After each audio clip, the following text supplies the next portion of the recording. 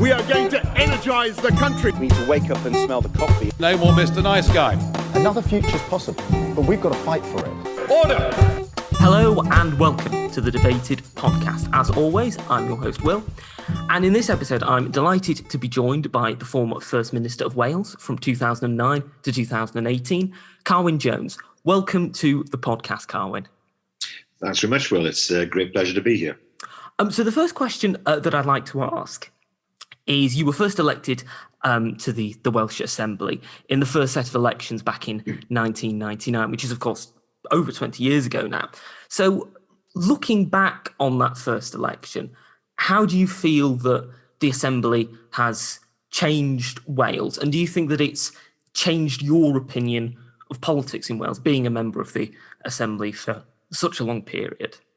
Well, there's been a huge amount of change in that time in Wales. In 1999, remember, the Assembly, as it was called then, was a very weak body. It had no powers to pass its own primary legislation. It was dependent on Westminster for everything it did. It had no powers to raise its own funds. And it was a poor relation, really, to the Scottish Parliament. We've come a long way now. We have a tax-varying, law-making Parliament, something that 20 years ago we could only have dreamed about. And certainly it's created a sense of identity in Wales that perhaps wasn't there to the same extent before. People are far more aware now of the existence of the Welsh Parliament, the existence of the Welsh Government. The last year and a half has emphasised that with COVID-19. And Wales is not like Scotland in the sense that most people in Wales get their news through print media printed in England that don't produce Welsh editions. In Scotland, it's very, very different. So there was always that problem in getting across what devolution was about and what devolution was doing post-1999, which is now largely changing. We're seeing new print media operations starting up in Wales. People always got their Welsh news from broadcast media. Hopefully, the Fleet Street papers will realise that simply pumping Wales full of irrelevant news is not really the way forward for them. Now, during that period, of course, Labour has dominated the Parliament and been in government for all the time since 1999. What do you think is the explanation for why Labour has had such longevity in the Welsh Parliament? You don't keep on winning elections unless you can demonstrate delivery. No party has a right to win elections. People sometimes say to me, well, it's Wales, people are going to vote Labour. Well, that's not the case. We never won a majority, remember? I was involved in three coalitions, really. And that meant having to work with other parties. And that created a culture post-99 of cross-party working that doesn't exist in the same way in Westminster. I mean, we didn't work with the Tories and they wouldn't want to work with us. That's just the way, we accepted that on both sides. But the idea that somehow you must be able to govern alone as a party is not really something in Wales that we expect. We aspire to it, but we don't expect it because it's happened so rarely in the past. It's a bonus when that happens. But people will not carry on voting for you if they think that you're no good. And people keep on voting Labour in Wales. And that, to me, is a sign that we've been able to show that we've delivered over that time. And importantly, I can't think of a single occasion where we've made a promise in a manifesto that we've then broken. And that level of credibility, I think, does come through to people in Wales. Nobody could throw any allegation at us that we'd promised the earth and delivered nothing, because that's not where we were. Our manifestos are always thought through, considered, and we avoided any temptation to make promises that we knew we couldn't keep. One thing that I find quite interesting, particularly coming from a part of England where people are crying out for more devolution and greater powers, is that there are movements in Welsh politics, the Abolish the Welsh Assembly Party particularly, that seem to want to limit the amount of devolution that occurs in Wales and to get rid of the Welsh Parliament. I mean, what is the thinking behind that? Because it seems, from my point of view, to be something that seems quite ridiculous to want to have fewer powers rather than to make the most of the powers that there are in Wales at the moment. Well, you have to remember that these groups polled 4% of the vote. They're not widespread. They don't have mass popular support. A lot of it is down to a dislike of Welshness.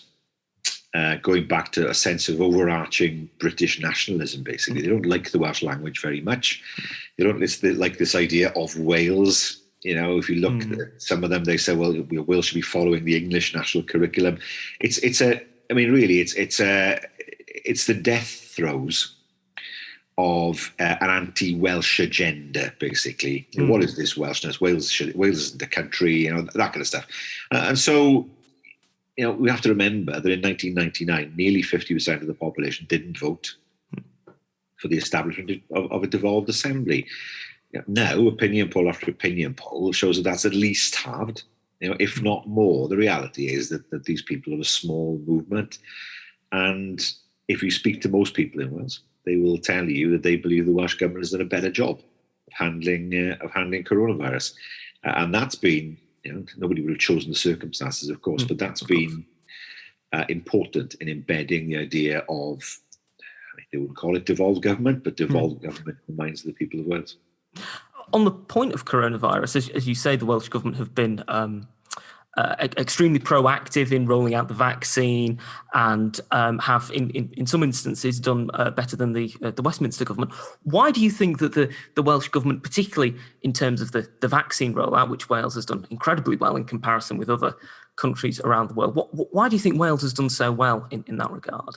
Well, determination, I think, is the word that I'd use. I think all governments at the start of the coronavirus pandemic found it difficult to take the right decisions and to work out what worked and what didn't, because there was no evidence, really, practical evidence that demonstrated what was the most effective way of dealing with coronavirus. You had to rely on the expertise of those people around you, sure, if you were in government, and then take your own decisions. But yeah, there was a very strong focus on vaccination and on rolling out the vaccination as quickly as possible. And Wales has the highest vaccination rate in Europe. I think it's the second highest in the world. Yeah. And that's something we can be proud of. It's not a competition. This is not a race. And one of the things that I never liked, and this was something the UK government were guilty of at the start of the pandemic, is turning this into some kind of competition between different governments. We were all ahead of each other and behind each other at different stages of this pandemic. But what is important in Wales, especially considering that the population, the average age in Wales is slightly older than the UK average, to be able to roll out the vaccination as quickly as we have, I think it's been hugely important in terms of protecting our people. Had you been First Minister at the time that the pandemic had occurred, would there have been anything that you may have done differently to Mark Drakeford, or would you have followed a similar plan to that which he followed? I don't have the same access to advice as Mark would have, but I can say quite clearly that I think Mark has handled this extremely well. And I can't see there's anything I would have done differently, I must say. I think he's taken some difficult decisions and unpopular decisions at the time, but he's been proven right on each and every occasion, to my mind. And that's been something that's shown the character of his leadership. So it's very difficult to say, would you have done something differently in a particular circumstance? I have to say, looking at it from where I am now, and looking at it, I think, from the view of most people in Wales, I think the Welsh government's done a very good job. Now, we mentioned the Welsh Assembly Party a moment ago, but of course another party that takes the opposite view in certain ways is Plaid Cymru, which of course advocate for Wales to be an independent country. Now, independence has been a growing movement in Scotland, of course, for a number of years, and it seems to be growing a little bit in Wales as well, though not as much in Scotland. Why do you think that the independence movement in Wales has not been as pronounced as that in Scotland? It goes back to the 70s and oil. The independence movement in Scotland has its roots in oil. The money that oil generated doesn't generate much now, and we live in a world of a climate emergency. But that's what drove Scottish nationalism. The idea was that Scotland could be better off if it controlled its own oil resources. Now, we didn't have that. Our coal industry was declining and had been in decline for years. If you spoke to people in Wales, what do you think of independence? They wouldn't necessarily oppose the idea, but they would say to you, we can't afford it. Why would we do that? Why would we put ourselves at financial risk? That's changed, particularly amongst young people. I mean, the support for independence now is higher than it's ever been. Still only about a third, I'd say, of the electorate. And part of that has been driven by the Brexit referendum, because financial considerations are no longer as important. The Brexit referendum, could, I think, seriously argue that we're better off financially not being in Europe. Others would take a different view. But it was all to do with the heart rather than the head. And this is what's driving the pro-independence movement. It's, okay, we think we can do better than we're doing now. Let's do it. Let's take that step. Not my view, but certainly a view that's gained ground, particularly in the last year and a half. A lot of people said to me, well, look at the shower in Whitehall. Why were we even stuck with them? Look at the mess they made of COVID. Why not consider independence? They'd be people who would never have thought about it in the past. Still a minority. If you had a vote tomorrow, the result would be clear, but there's no doubt it's grown significantly over the past 2 years. So how do you think then that you would be able to, in Wales, advocate for the continuation of the union? What sort of arguments do you think that you would put across to people who'd say that, as you said there, well, look what's going on in Westminster, we could do better on our own. How do you think you would argue against those people? Well, you have to remember that one of the reasons for the success of Welsh Labour in recent times is that Welsh Labour is a party that has harnessed those people who have a strong Welsh identity. We didn't, the Scots lost those people to the SNP. We never did. A number of people have said to me how strongly Welsh they feel. That's why they vote Labour. And they don't see Plaid because they're not attracted to the idea of independence, but they're very much attracted to the idea of what Mark Drakeford has described as home rule, which is the idea the UK needs huge reform. I would not support the UK in its current form. I think it's going to fall apart. I think the UK has many things that can commend itself to the people of Britain, but it needs reform in order to survive. For me, that means four nations who pool their sovereignty, where you don't have one supreme or one parliament that claims that it's supreme. That isn't working at the moment. There needs to be reform of the UK's constitution. If you can say the UK has a constitution, that's another debate. So, for me, independence is not the answer. Home rule, in the sense of significant autonomy within the UK, I think is the answer. The problem is that I don't think the UK government get that.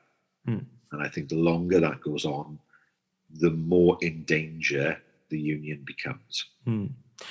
Do you think then that to perhaps ensure that there is a continuation of the union, one of the points that has been made is that there is a Scottish Parliament, a Welsh Parliament and a National Assembly in Northern Ireland. Do you think that then, in a way to make things a bit more balanced, that perhaps there should be an English Parliament, or do you think that distracts from some of the greater underlying problems that have caused fragmentation of the union? Well, the great difficulty is, what do you do with England? It's so big, and I don't think people in England would necessarily argue for their particular region. Define that in the first place. We know what is the northwest of England. Where does it end? Where does it begin? I don't think people would necessarily want to have a law-making tax-varying parliament, but they would want to see a level of devolution. So, to my mind, one way of doing it, there are many suggestions, would be you do have an English Parliament. It would be a matter then for the English Parliament to decide what devolution would look like in England. One way you could do it would be to have 4 parliaments, and then you'd have a union parliament, replacing perhaps the House of Lords, that would deal with those issues that all the 4 nations had decided were better dealt with at that level. For example, borders and immigration, fiscal and monetary union, defence. There are strong arguments that they could be dealt with by, as it were, a union parliament. This is very radical. There are other models that can work, but we can't carry on with a situation where effectively devolved powers are lent. Scotland, Wales, Northern Ireland. They're not there as of right. They're lent by the Westminster Parliament, and that people will say to me, "Well, yeah, okay, fine, legally that's right, but practically." Well, I've worked in that environment, and I can see the battle that's taking place at the moment. UK government that would love to recentralise, and the elected devolved parliaments. This is, we have a UK government that doesn't respect conventions, so I think this can only get worse. So for me, yes, an English Parliament is a possibility.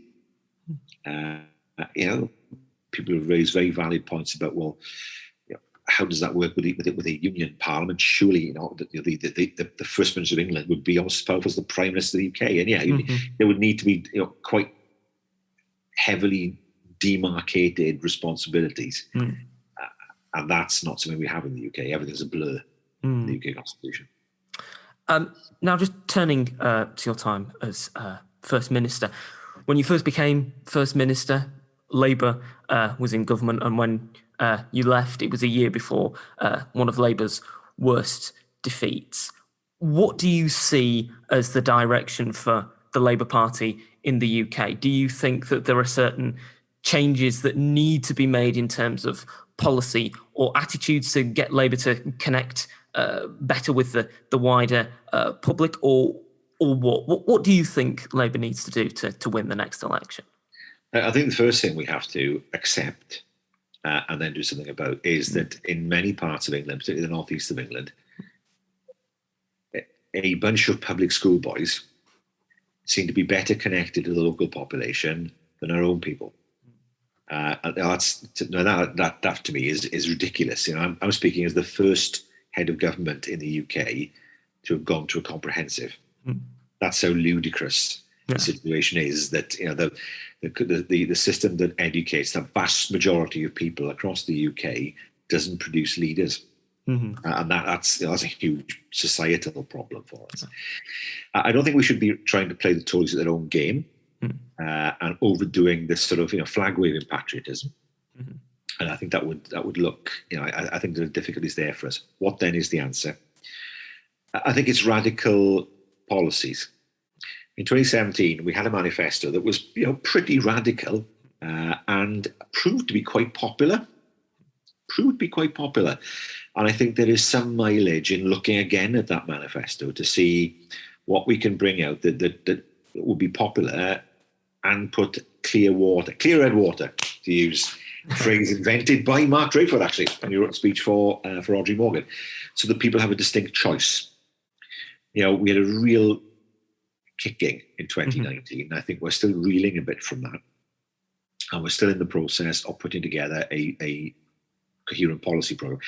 It has, COVID hasn't helped. When you've got a pandemic, it's very difficult to offer to build a set of alternative policies when everyone's concentrated on one thing. But there will be the opportunity for us post-COVID to do that.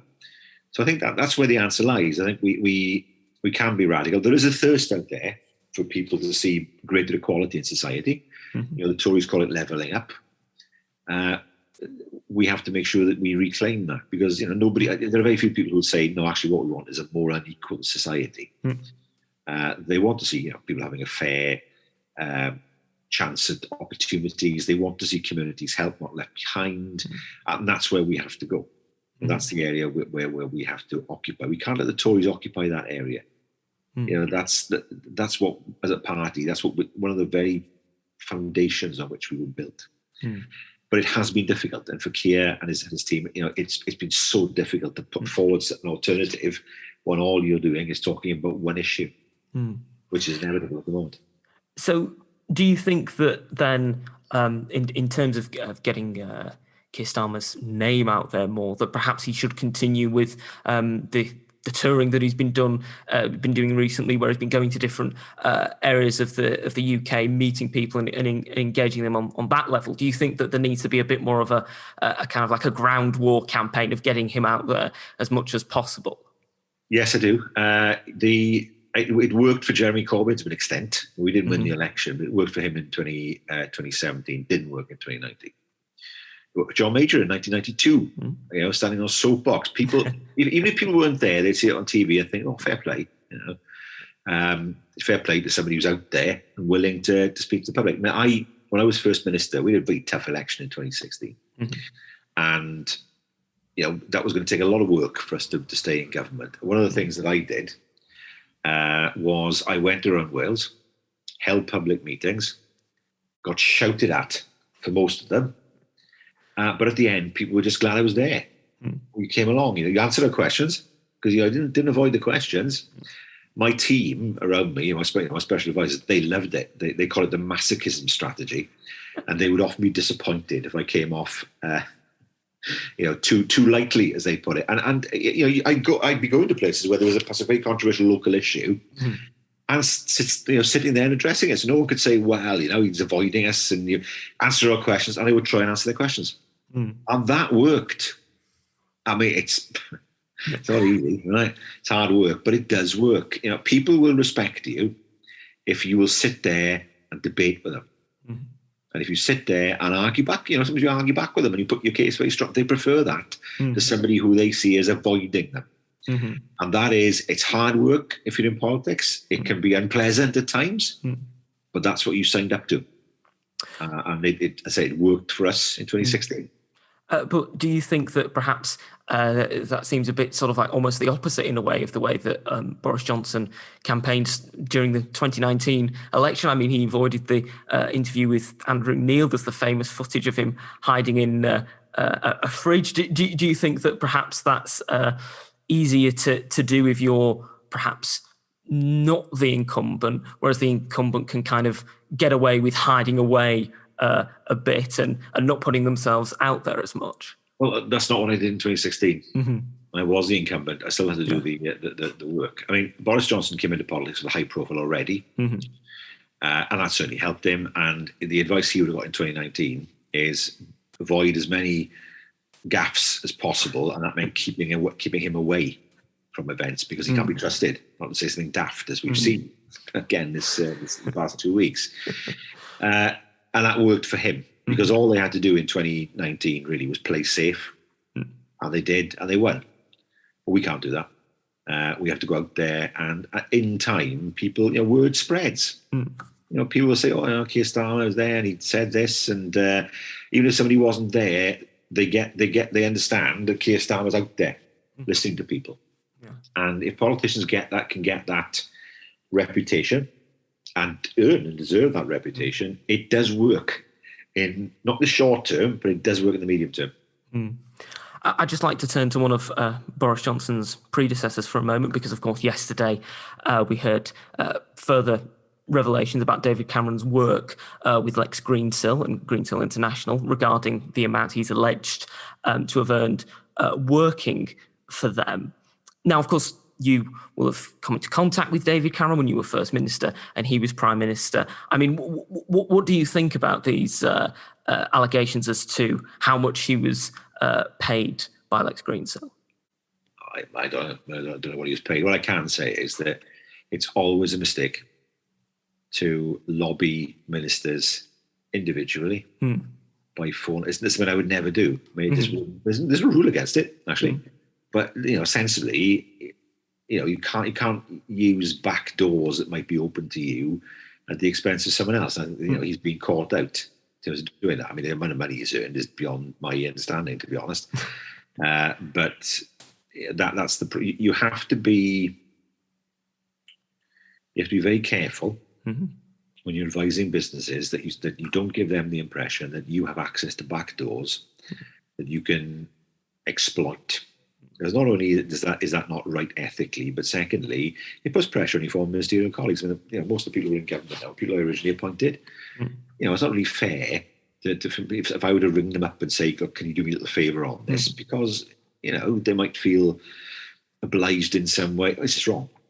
It's just wrong. And I think the way he did it was ill-advised. Was it something that you felt was unexpected from having worked with him, or was it something that you weren't entirely surprised about, having come into contact and worked with him? It's not him particularly, but certainly there are many in the Conservative Party who make a lot of money after they finish in politics, and doesn't surprise me because that's the sort of money that's available to them. There we are. I mean, it's a lot of money and more than I would have thought you would have earned, but there we are. It's the world they live in. Yeah. Now, as you mentioned, actions like this aren't illegal. He's not broken any laws. Do you think, though, that it requires a shake-up in the way that government is arranged, that there are more stringent investigations as to how former ministers and former prime ministers interact with businesses and potentially use the contacts that they have gained whilst in office subsequently? Well, there are rules in place. The system is not brilliant that deals with those rules, but ultimately, you have to strike a balance, because people do have a right to earn a living after they've left politics. That's what they do. We can't go work there. If I, for example, some of the organisations I work for, for example, I'm Aberystwyth University, where I'm a professor now. Obviously, the Welsh government part-funded Aberystwyth University, as it does with other universities. But the fact that happened, does that mean therefore I shouldn't go there? There's a you have to be sensible in terms of where the limits are. Clearly, being brought on board as a consultant to lobby your former colleagues over a contract, that's obviously very very difficult, but that's ill-advised. If I can put it, very ill-advised to do that. On the other hand, what I've been surprised, some of the work I've done has been to advise businesses generally on how government works. You'd be surprised at how little is understood. But the way government works, and that's that's just basically explaining to people how a particular system works. It doesn't give that's something that's available to anybody who asks, really, not just any particular person. So it's a tougher call than it appears to be when you're talking about rules. Yeah.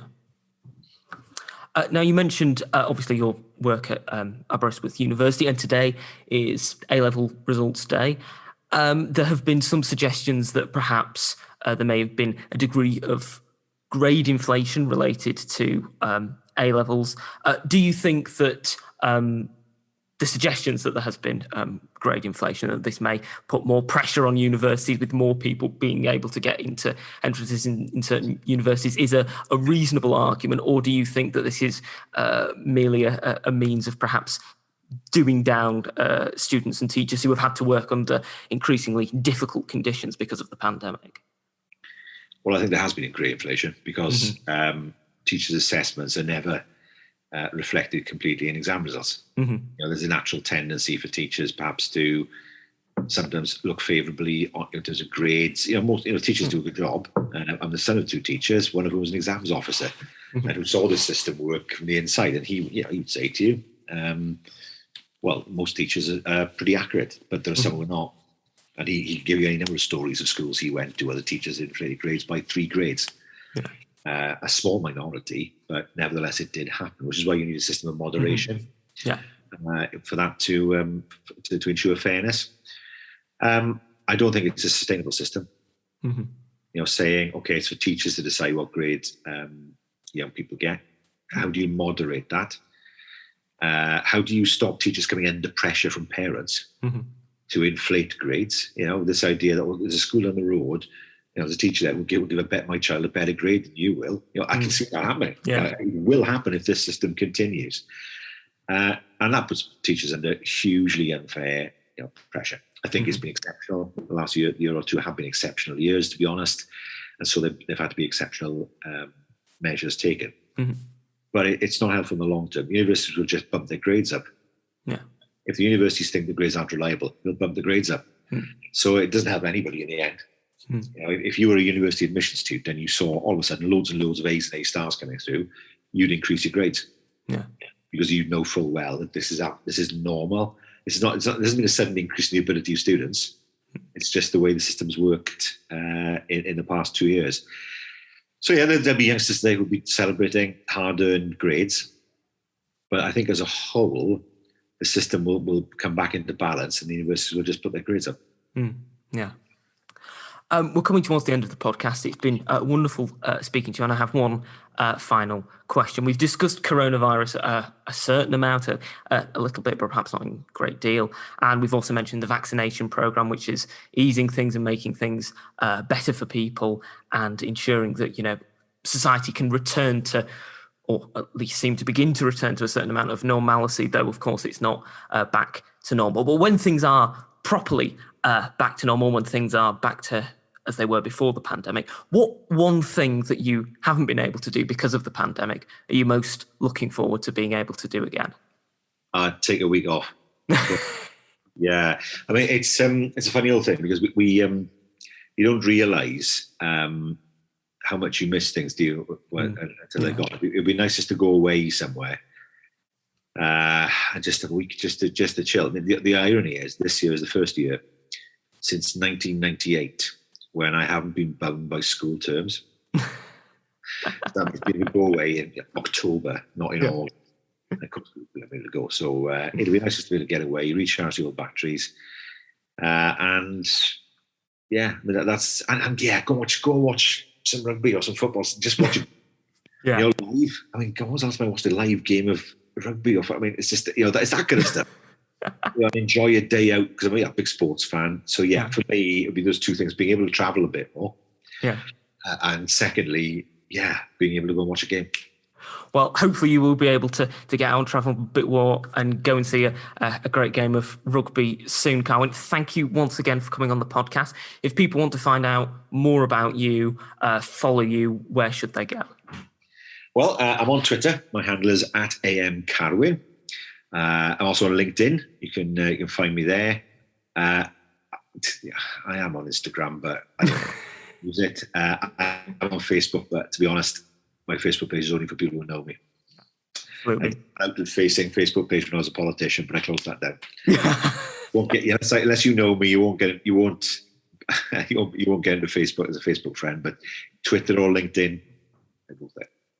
Fantastic. Well, thank you once again for coming on the podcast. You're very welcome. Thanks for having me. Thank you for listening to this episode of the podcast. If you've enjoyed it, you can subscribe to us on iTunes, Spotify, Podbeam, and Amazon Music.